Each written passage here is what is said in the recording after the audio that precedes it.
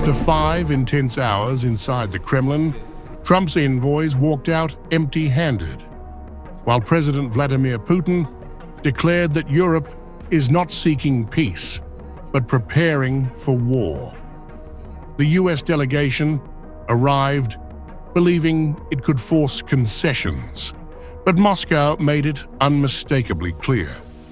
Russia decides the terms, not Washington, not Kyiv, and certainly not Europe. Our president just finished talks with Steve Witkoff and Jared Kushner. The conversation was useful, constructive, very substantive. Not 5 minutes, but 5 hours. We discussed prospects for long-term peace. Some proposals were acceptable, others drew our criticism. But both sides confirmed readiness to continue joint work.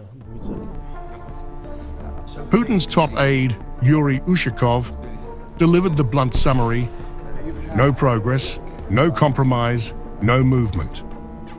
The talks collapsed at the same sticking point: Russia's demand for full control of Donbas. Moscow dismissed the revised US-Ukraine 20-point plan as absolutely unacceptable, accusing Washington of trying to rewrite battlefield reality with diplomatic paperwork. No compromise solution has been found yet. The territorial question is the most important issue for us and the Americans. Some proposals are more or less acceptable, others are completely unsuitable.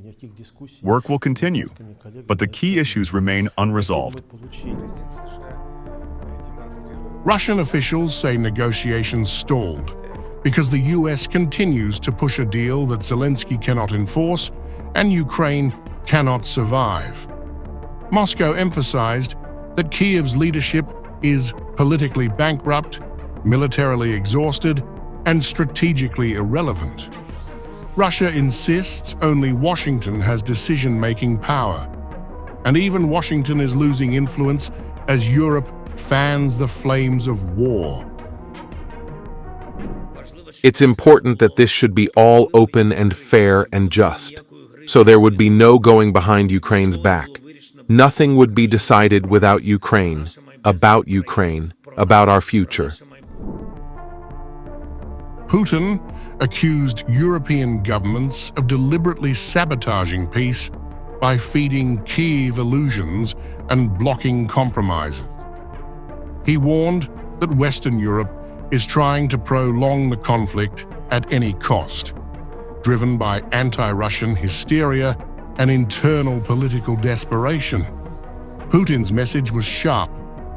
If Europe wants escalation, escalation is what it will get. They are on the side of the war. Even when they try to introduce changes to Trump's proposal, all their amendments are aimed at one thing: to completely block the peace process with demands absolutely unacceptable for Russia. Their goal is to blame Russia for the collapse. We see it clearly.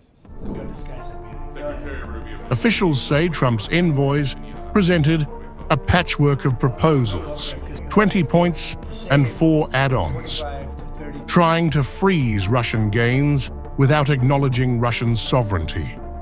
Moscow rejected them instantly.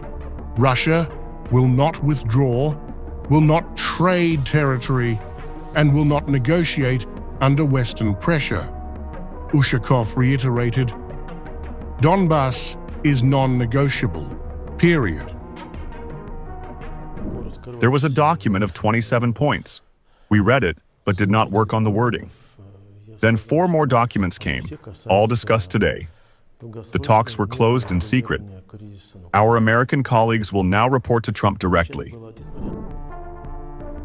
While Washington tries to broker a deal, Russia is expanding its military advantage on the ground. Kremlin sources say the US delegation appeared urgently seeking a political exit, driven by American fatigue, global instability, and Zelensky's collapsing domestic support. Moscow says it feels no pressure to rush because time favors Russia. Kupiansk has been under our control for weeks. Ukrainian leadership seems to live on another planet, traveling, begging for money, not knowing the frontline situation. Russian troops control both banks entirely. Fighting continues, and full control is only days away. The Kremlin says meetings will continue at the expert level, but warns there will be no breakthrough until the West accepts new realities. Russia has the momentum, Europe is fractured, and Ukraine is on the brink, leaving Washington with dwindling leverage. The message from Moscow tonight is unmistakable. Russia will talk, but Russia will not bend. We are not going to have a war with Europe, but if Europe suddenly wants to wage a war with us and starts it, we are ready immediately.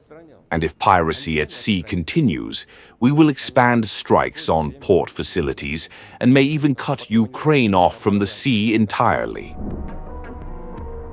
Russia holds all cards. Kyiv flounders in chaos. Europe fumes, but Moscow sets the terms. Unshakable, unstoppable.